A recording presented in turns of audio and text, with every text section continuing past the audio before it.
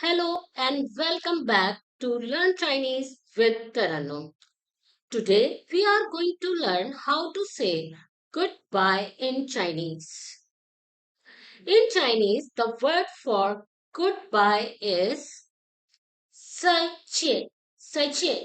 Let's break it down.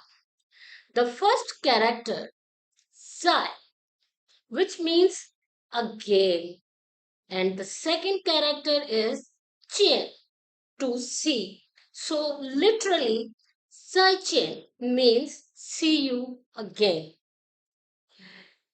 Here's an example sentence. 再见，我要回家了. It means goodbye. I am going home. Let's say it together. 再见，我要回家了. Okay, now you know how to say goodbye in Mandarin Chinese. If you enjoyed this lesson, don't forget to like, subscribe, and click the bell icon for more easy and fun Chinese lessons.